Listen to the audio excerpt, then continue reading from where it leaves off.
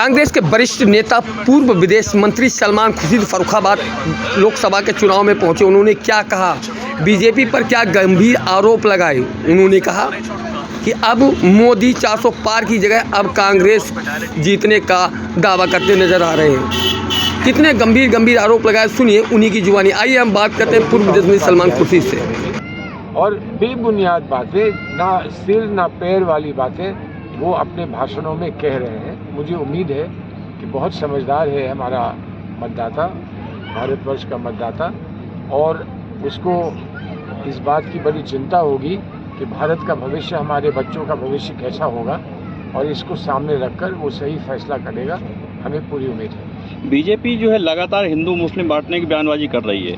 मोदी कांग्रेस पर आरोप लगा रही है कि अगर सरकार आती है तो मंगलसूत्र तक लेकर मुस्लिमों को बांट देंगे। मंगलसूत्र को लेकर मेरा दावा है, एक दफ़ा हमको पुकारें और हमसे कहें कि मंगलसूत्र के लिए और उसकी शोभा और उसके सम्मान के लिए क्या कुछ करने को तैयार हो, तो भारत का हिंदू मुसलमान एकजुट होकर उन्हें बता देगा कि हम कितने बड़े बलिदान देने के लिए तैयार हैं। सबसे बड़ा सम्मान एक माँ और बहन का होता है भारतीय समाज में, और उसका सिंबल, उसका प्रतीक अगर कुछ है तो वो मंगलसूत्र है। मंगलसूत्र पर ऐसी भाषा का भी प्रयोग करना हम समझते हैं कि बड़ा दुख का विषय है, लेकिन हमारा समर्पण अगर वो देखना चाहते हैं तो एक दफ़ा हमसे कहें कि कुछ करके दिखाओ।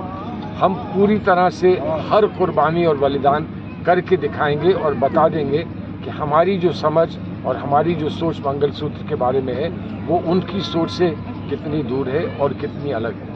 लगातार धर्म और समाज को बांटने की बयानबाजी हो रही है, लेकिन चुनाव आयोग कोई कार्रवाई नहीं कर रहा है। चुनाव आयोग करे ना करे उसका दायित्व है, वो अपना दायित्व समझता है, लेकिन मैं मानता हूँ कि भारत का मतदाता, भारत का नागरिक बहुत समझदार है, और उन्होंने बहुत कुछ झेल लिया, बहुत कुछ देख लिया, और उनको अब समझ आ गया होगा कि इस ध्रुवीकरण से कोई फ़ायदा किसी का नहीं होता है।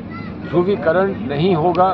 गंगा जमनी करते हैं कि इस समय हवा किधर चल रही है, उसको एक व्यक्ति विशेष के किसी भी निर्णय पर निर्भर नहीं रखा जाता है, नहीं होता है निर्भर। लेकिन उन्होंने ऐसा किया, और क्यों किया इसकी मुझे जानकारी नहीं है। मैं यहाँ था, मुझे किसी से ना इस पर बात करने का मौका मिला है, ना ही उनकी किस कारणवश उन्होंने ऐसा किया, इसको समझने की कोशिश की है, तो इसलिए मैं इस पर कुछ और नहीं कह सकता। लोकसभा चुनाव में जो है कांग्रेस कितनी सीटें ला रही है? देखिए, मुझे तो अब विश्वास बढ़ता जा रहा है कि हम सरकार बनाएंगे। कांग्रेस नहीं, इंडिया अलायंस सरकार बनाएगा, और इंडिया अलायंस सरकार बनाएगा तो उसमें अवश्य एक बहुत भारी कंट्रीब्यूशन कांग्रेस का होगा।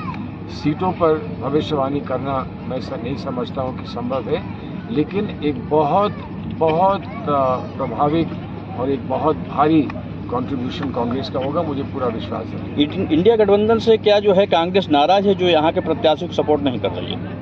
कहाँ के प्रत्याशियों को सपोर्ट कर रही है? फर्रुखाबाद के प्रत्याशी को। मैं किस लिए आया हूँ? मैं फर्रुखाबाद के प्रत्याशी को सपोर्ट करने के लिए आया हूँ।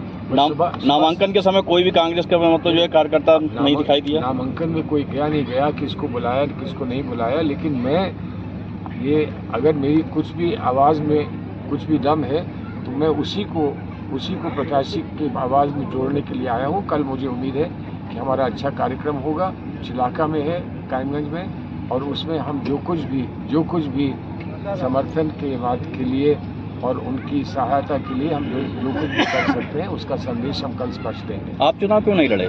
मुझे लड़ाया नहीं तो आपको और भी जगह से मतलब ऑफर मिल रहा है। पहली बार ऐसा हुआ था कि मुझसे कई दफ़ा परिवार मैदान नहीं है। मुझसे कई दफ़ा कहा गया कि आप यहाँ से लड़ लीजिए, वहाँ से लड़ लीजिए, किसी और जगह से लड़ लीजिए, लेकिन मैं जब एक बात लेकिन जो खबर आ रही है चारों ओर से, जो फर्स्ट फेज़ और दूसरा फेज़ हुआ है, उसके बारे में जो खबर बिहार से लेकर कर्नाटक तक